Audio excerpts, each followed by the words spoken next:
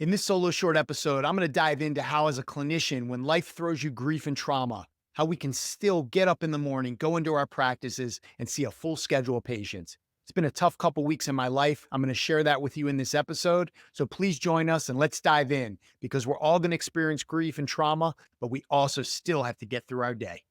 Dentists, let's talk innovation. Colteen is dedicated to advancing patient care with a comprehensive product line that covers it all: restorative, preventive, endo, and small equipment like ultrasonics, scalers, and curing lights. Trusted by dental professionals worldwide, Colteen products are known for their quality, durability, and research driven design. We're here to help you optimize patient outcomes with tools that deliver unmatched precision and reliability.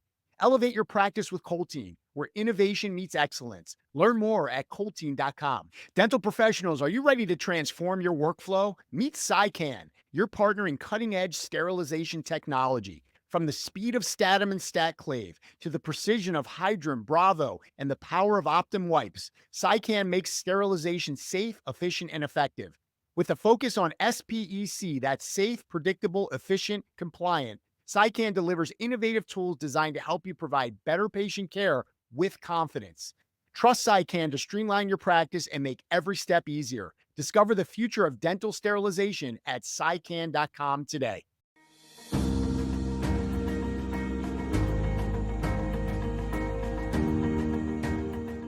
Welcome back to On the Cusp. I'm your host, Dr. Brett Gilbert, for another solo short episode. In this episode, we're going to focus on how we as clinicians can manage our clinical schedules, our busy days, when we ourselves are going through something very difficult in our personal lives. Unfortunately for me, that's been the situation over the last couple of weeks. My mom, who's been in fairly poor health for a while, had a terrible accident. She fell, she broke both of her legs. It's really been a life or death type of situation over the last couple of weeks. I'm really happy to report that she is doing better, and it looks like she's gaining momentum, and hopefully she's going to make a recovery. But I just wanted to come on and talk a little bit about how I managed through the last couple of weeks, because we can all relate. Life is going to throw us curveballs. It's going to throw us things that frustrate us, or we're going to have arguments or disappointments. But we're also going to have those moments where we're really experiencing grief and trauma. And those experiences are going to feel very, very heavy. So over the last couple of weeks, I've had to find a way to walk into my clinical practice feeling so heavy, just feeling like this weight of emotion and fear and grief of what was going to happen to someone so close to me in my life, someone who means so much to me. And because we're clinicians, that daily schedule, that stack of patients that's scheduled, they're just going to be there waiting for you, regardless of whether you had a great night's sleep or whether you feel 100% or whether something's happened within your family that has actually stunned you and forced you to really feel the effects of the potential of losing someone or seeing someone that you love so much going through such a challenging time, whether it's with their health or something else in their life. And so this is a huge responsibility for us as clinicians. And the reality is that having some tools to sort of lean back into when these moments come are so essential to be able to continue the beautiful progress of your practice, to make sure that each patient gets the attention that they deserve, the empathy, being able to have that positive experience, patients coming in pain, people coming in with disease, and you being able to be that person that helps to support them. So I found this to be incredibly challenging over the last few weeks, and I wanted to come on and talk about it because we're all going to experience this. Many of you, maybe this resonates with something that's happened in the past. Maybe you're going through something similar in this moment, or maybe as time goes on, you're going to find yourself in a situation where you're putting the key into the door to unlock the door to your clinical practice, knowing in your heart that you don't want to be there, that you're sad, that you just would like to take care of yourself for a minute or spend more time with your loved one who's suffering or your family. And that's just not possible because we have to keep the train rolling. And the reality is even if you cancel a day in your office or even two, there's going to be a point where you've just got to get back in there and you've got to get things going again because our teams depend on us and our patients most certainly depend on us. So a few things that really helped me through these last few weeks is, number one is recognizing that we need self-care. And whether you already have that routine going on in your life where you dedicate some time to yourself, I've talked a lot about how I love that to be in the morning for me. I have a certain ritual that I do with breath and yoga and movement and meditation, do a little bit of journaling. Well, I've sort of had to sacrifice that over the last few weeks because I've been getting out of the house early, getting over to the hospital, and then going to the office. So I've been suffering from that, feeling the effects of not really being able to invest back into myself, keeping myself strong. And that's the thing is we're very quick to sacrifice ourselves to help someone else. But in truth, we always have to remember that we have to take care of ourselves first, that we have to make sure we're strong, right? So that our cup is overflowing. But these last couple of weeks, it was hard for me to do that because I was just so, wanting to be present and wanting to support. And, I'm lucky to have a sister who's been really great and helping to support the situation.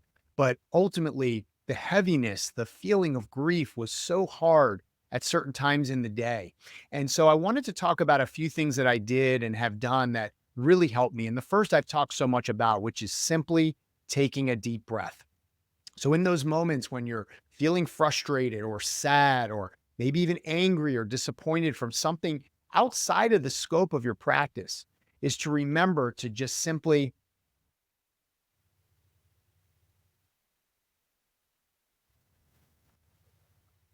right, that deep breath. It does a few things. Number one, it allows you to acknowledge in that moment that you need something and to be able to deliver something to yourself, something that is very, very effective, something physiologically that impacts your physicality, your mental, your emotional sensations. It's a reset. We know this. And so I incorporate that throughout my clinical day all the time, but especially these last few weeks. When I acknowledge that I need something, I acknowledge that I'm hurting, and then to be able to give that little bit of medicine to myself so quickly, so easily, free, available any minute, simply just the recognition of being aware that you need it and hold at the top. Again, little extended outhale. So the exhale being a little longer than the inhale is very effective. And that reminds you, number one, you know what? I feel a little bit better. I can do this. It gives you the opportunity to help yourself. So the breath has been very, very important. The other thing that I always recommend is when you're working so closely with the teams like we have in our practices is when something is bothering you, maybe it's something little, maybe in this case, it's something pretty big, that you allow them the opportunity to know early in the day that, hey, I'm not 100% today or didn't sleep well or something's on my mind. And that way they know, number one, maybe you need a little extra support. Maybe they chip in a little bit more with talking to the patients. They recognize that your actions and your energy, which could be misinterpreted as something where you're upset with them, completely is eliminated. So the breath is important. Being open in communication with your team who are there to support you is so important. And most importantly is recognizing that we know that our reputations are fragile. We know that one bad case can impact the success of our practices and how we feel even about ourselves. So it's about getting into that focus zone where, athletes talk about, their most peaceful place in the world is being on the field playing ball, right? Because it's like everything else disappears and they're just focused on the sport. And we can approach our practices in the same way. So there were a lot of days when I would go into the practice, and even if I was really struggling to get started, once I jumped into that first case, I just started to focus and I started to allow the thoughts and the motion of my fingers and the skill and all of that to just kind of take over and to be so focused and enraptured in the case that it actually gave me a little bit of break from worry and fear and stress and the grief that I was feeling outside of the chair. And so we can really always, look, we're really good at putting on the smile and putting on the big performance and faking it, right? To make other people happy. We sort of have to do that. No one wants to come to a grumpy dentist or doctor. But the reality is that once you get back into your private office, that's when it all hits you again. And that's where the breath comes in. That's where, taking a moment for yourself. I like to open the back door, even if it's freezing cold, and breathe in some fresh air, maybe shake my arms a little bit, just kind of move around and then go back in for the next round.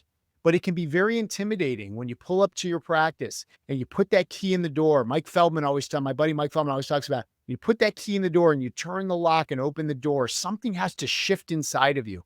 You take on a new role. And the beauty of this role is that we get to serve other people. So, regardless of how we are feeling, we have this unique opportunity each and every time we walk into our practices to know that we are serving others. We're going to help them get out of pain, have better health, better well being. And it's interesting because when we pick this profession, whatever it is, whether you're a medical doctor or a surgeon, a dentist, what have you, that you ultimately choose this at a very young age, typically. You're in your late teens, you're getting into college, you're trying to figure out what direction you want to go. You need to pick the right classes. So we're sort of locking into this healthcare profession early in our lives. And if we could reflect back or look back or even go back in your mind and ask your young self, why are you doing this? Why do you want to be a doctor? And inherently, there's something in your soul and your heart that's going to say, I really want to help other people. And so probably the greatest medicine of the last 2 weeks is knowing that when I did show up at my practice, that I was going to be serving others. And they say we can find ourselves in the service of others. We can find our purpose in the service of others. We can find our meaning, right? Our dharma. But we can also find that little bit of joy that you need that day in knowing you serve someone else to the best of your ability. You can find that motivation to continue through this long schedule that you have that day because you know you're serving someone else. And being able to alleviate some of those frustrations, angers, maybe even feeling like maybe you're a bit burnt out, just not feeling it anymore. You're feeling angry, feeling tight, feeling just worried, not really being at peace. Well, maybe we can find our peace. Maybe we can find our center in the service of others. So it's an opportunity. And what was amazing to me was on the days that were the worst these last couple of weeks, where just the grief was just hanging over me, right? The fear, the worry, was realizing just how special it is what we get to do. That our brains and the knowledge that we've imparted and the experience that we've imparted and the connection to our fingers and our hands and the way we understand how to go in and manipulate the human body in a way to which improve it, make it healthier, eliminate disease or pain. It's so powerful. And so in these depths of feeling this despair that I've been feeling over the last couple of weeks, I also was able to have awareness and acknowledgement of how beautiful it is what we get to do every day. How lucky, what a privilege it is to be able to show up every day, make a living for our families, make a living so that we can support our lifestyle, but to do it in the service of others, in truly wanting to help others and being able to help others in such a powerful way. So I wanted to share this with you because I think it's important to realize that we are human. Do we have a lot more responsibility than most humans? Absolutely. Are our reputations on the line every day? Is liability on the line every day? Accountability on the line every day? Yes. And we hold ourselves to such a high standard, a perfectionistic standard in many ways. And yet we're human. And I think that these last couple of weeks have helped to remind me that number one, it's beautiful to be human. It's also important to realize that as a human, maybe the greatest medicine that we can serve ourselves with is helping other humans. And that is something we have in abundance in our healthcare professions. So I hope that this helps you. I hope that you recognize that number one, self-care is so important. It's important in the best of days, and it's all important in the hardest and most trying of days. Also, the fact that life is fragile, and we know that we want to make the most out of it. So when you see someone, like in this case, my mom, approaching the end of that, it makes you realize and cherish these days that we have with our families. And remembering that although what we do is challenging, and in many ways, at the end of the day, we feel frustrated and exhausted. But those nights, those evenings, when you come home from work and you are tired, to remember what a precious moment that is for you and your family to be able to share something. So being able to get to the point where you're taking such good care of yourself that ultimately, even in those difficult moments, you can recognize and take advantage of the beauty of this time that we have in this moment in our lives with those people that mean the most to us. because we serve patients all day long. And as I've mentioned, it's beautiful. But serving the ones at home, serving the ones who love you the most is even more beautiful. And we have to realize that our energy and our focus has to be on being that really, really beautiful presence in the people's lives that mean the most to us. So I hope that this podcast is helping you with that, hearing the journeys of others, getting the advice on how to take great care of yourself, of how to change your mindset and shift your personal practices so that you're supporting your positive mindset, recognizing that perfectionism is not going to get you really anywhere. Excellence will. And just being a little bit easier on yourself, recognizing what you need, because we take care of everyone else all the time. But sometimes when we're hurting, we have to remember that we are our most important patient. We are our most powerful love affair. We are our own responsibility. And therefore, we have to attract and pay our healing attention to ourselves first. When you fill your cup, it overflows and you have so much more to heal others with. So thank you for being a part of this act. Thank you for being a part of the On the Cusp community. I am so grateful to have this opportunity to share with you each and every month. We're bringing 2 episodes to you I'm going to scratch that, Isaac. Thank you for being a part of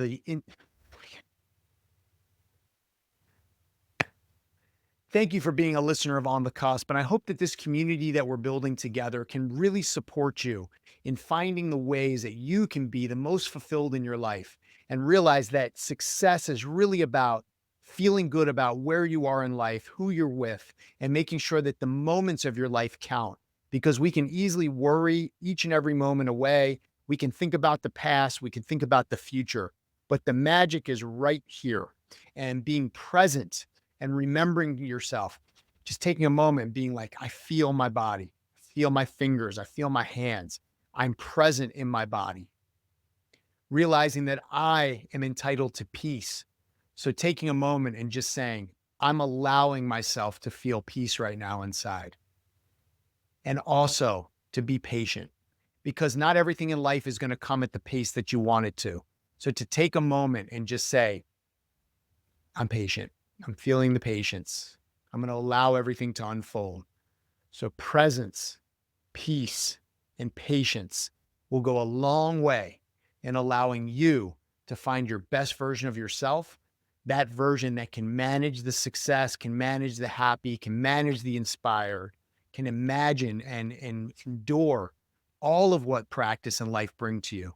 And in the hardest of times, be able to lift you up on the day you need it the most, all from within yourself, so that you can fulfill your duty, your responsibility, and again, find your joy, find your peace, find your love, find your greatness in the service of others. So sending you lots of love. Thank you for being here, and I can't wait to see you inside the next episode.